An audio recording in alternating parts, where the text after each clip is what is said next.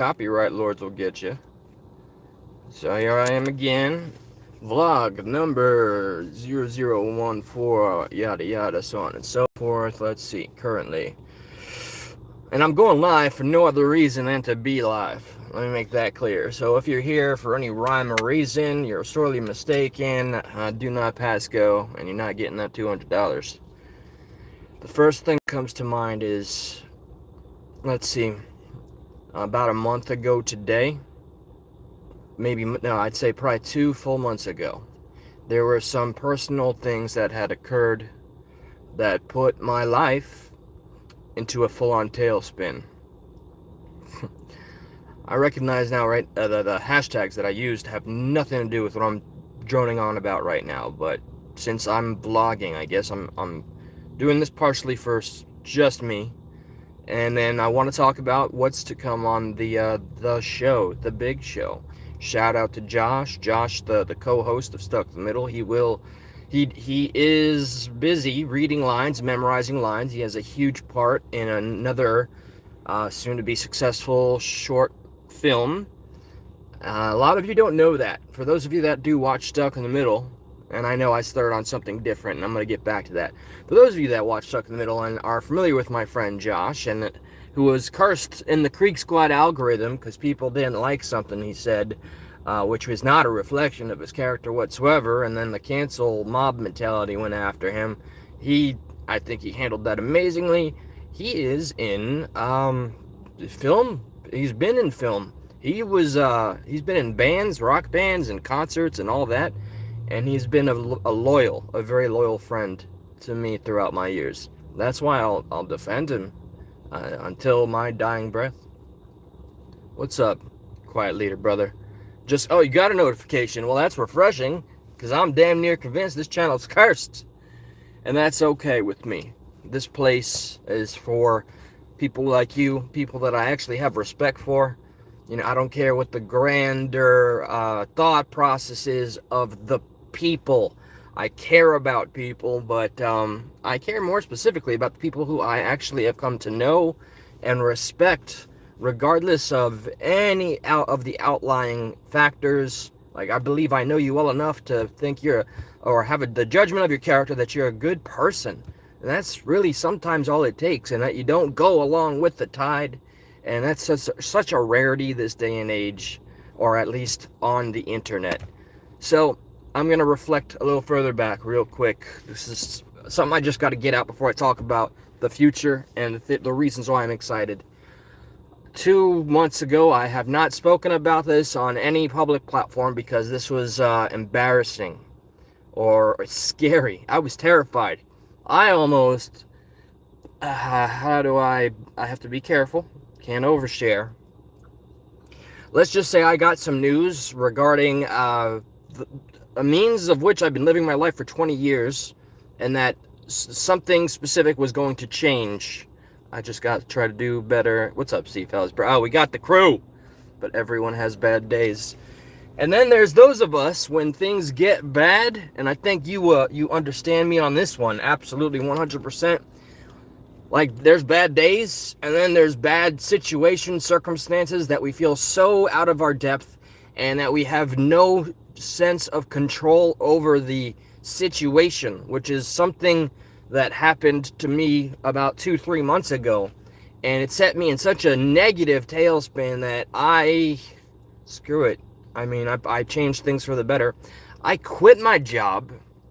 I quit it, and I was fronting on here out of a panic because something, how do I say this without getting too in detail, something I have been doing for 20 years that has been working for me was taken away from me, and I panicked and I didn't know what to do, so I kind of spurged out and shut down.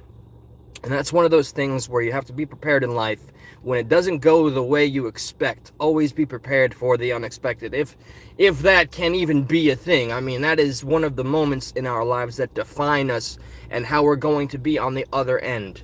Even though the journey is always more important than the end of the start, it's how we end up, how we're molded by these little situations and stress, and that we don't break. And I full on broke, and I wasn't helping myself by pretending I wasn't broken. What's up, Crystal?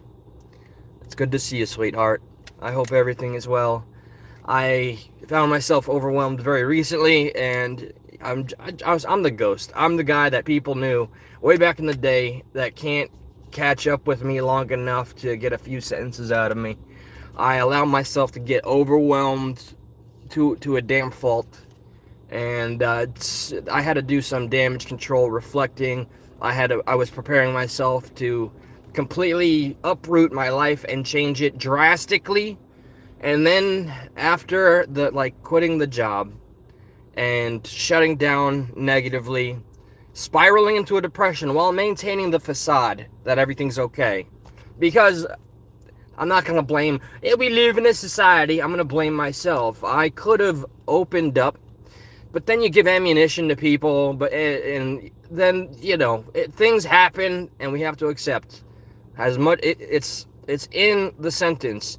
It's out of your control. What more can you do than accept the fact that it's out of your control and let it go where it will and liberate yourself from caring? So I dealt with that. I dusted myself off. Things were able to kind of align and fix themselves with some great effort on my part. And I got, of course, I'm not a guy that stays unemployed long. I'm like a cockroach when it comes to that. I got a better job. I found an illustrious company, far better than the last one, because I will not deny that last job was soul-crushing to the nth degree. You have to be all the hands in the kitchen, so to speak, not literally. And I was so miserable, I couldn't keep myself there. 3 months I made it until I felt like my spirit was broken. Then when I got the news that I'm being very vague about, I broke, and it was before a shift where I had to be awake at like 4:30 in the morning, and I'm like, I can't do this. I can't go there and subject myself to feeling lesser than human while I don't know what the future holds. And I was gone. I was checking out mentally. So things realign, because you can't ever give up. That is an option we falsely believe is there. What's up, Crystal? What you got? Oh, let me see. I got a couple comments. Let me engage. Yeah, man, I've been there, and I'm there again. Yeah, I know. I do know. And thusly you have become a motivation and inspiration, reminding myself of the good people I know that are going through things that are so much worse. Not that there's any comparison. It is a reminder, hey, I know this person and they're doing it. Even though they falter just like as I am. We are human in this, and in this endeavor. There is some unity there. And if that person can do it, they bleed red like me, they breathe oxygen, I should be able to do this, unless you accept that, me as an individual. I'd have to literally tell myself I'm lesser than and I don't deserve to survive. So, even though it's not the shoes you have chosen, my friend, thank you for kind of gracefully going on, so I do understand. Let's see, Crystal, what you got, dear? My old friend. Yeah, Eli is very hard to get a hold of, especially when he is in a ghost mode. Oh, yeah, man. And yeah, the liquor store owner. No, God, the liquor store, screw that. That was much further ago. Yeah, I don't know where to go with that one. That just, hey, recording people without their consent is against the law, and that's a piece of shit thing to do. So, obvious issues there. He was like a little fucking cheerleader frou-frou elementary school girl who would just manipulate everybody from a distance, watch them on camera 24/7, and pit people against each other. Rah, rah, rah, re. So now, all of that to get to this point. Damn right, C-Fouls, and you are too. You're a motherfucking warrior, bro. Alright, so Josh, as I mentioned in the opening, he is finishing up so he can do the filming for the next film. That was so redundant. He's memorizing the lines. He's got a lot of pages of lines, and he couldn't split himself up. A big thing about the show that I care more about than here, I don't know if that's regressive or whatnot, but I really do, because I see potential in doing what we do. So that's why this week there has been zilch show, and we have an amazing guest. I don't know if I should spoil it. I'm going to spoil it. Cannabis Conservative was banned from YouTube, and literally the Time magazine, or a major promotional magazine, wrote a hit piece about him and other YouTubers that were accused of spreading dangerous misinformation, even though they weren't lying about a damn thing. It was during the course of the elections and COVID. Stuck in the Middle got his first strike around that time.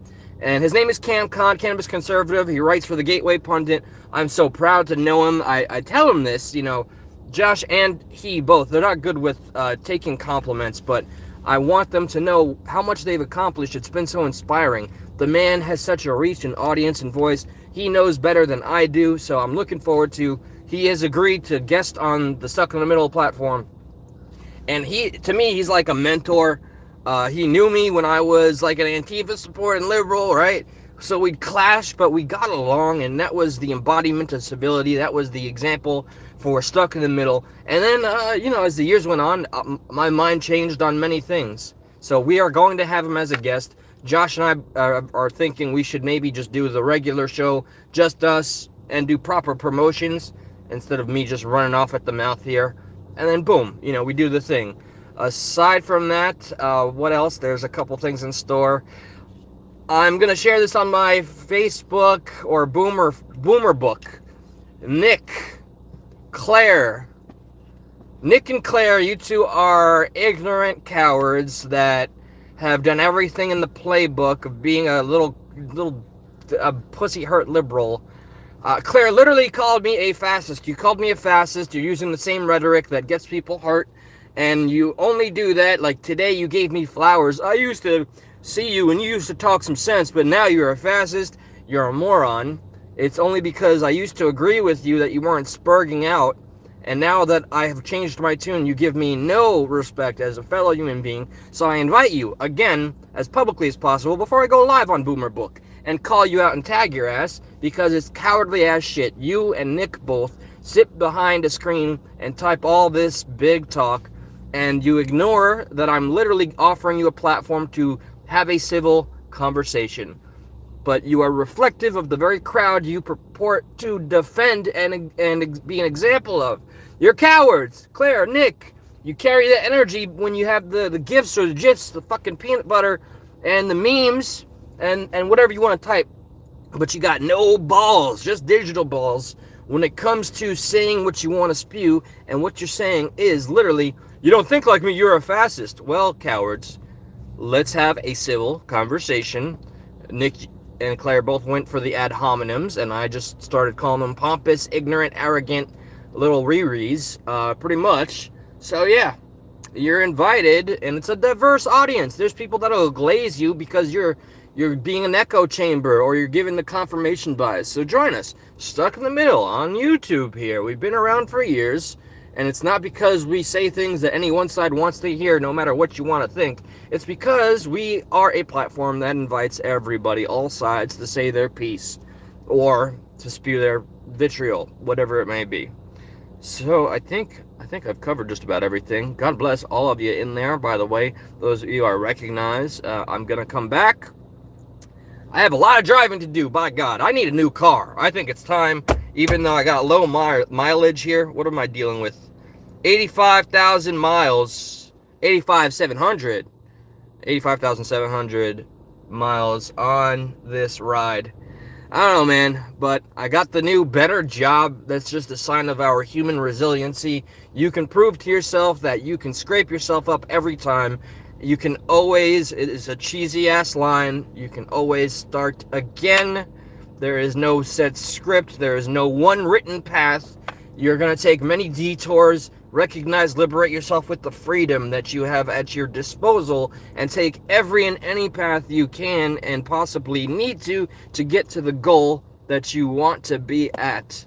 And in my case, even though it is farther and I'm driving another long ways to get to a company, I had two offers, two different companies, and I went with the more prestigious one with the better benefits, the better pay, obviously. And I accept. While the other job was 2 minutes behind my house, I could have literally walked there. I'm accepting the one with the better work environment, the better life-work balance, and the pay, all the obvious things. So just put yourself out there. The worst thing you can do is shut down. Even though we need to recharge, we can be like batteries. But don't accept defeat. It's against our very nature. To accept defeat is to end our lives before it literally ends.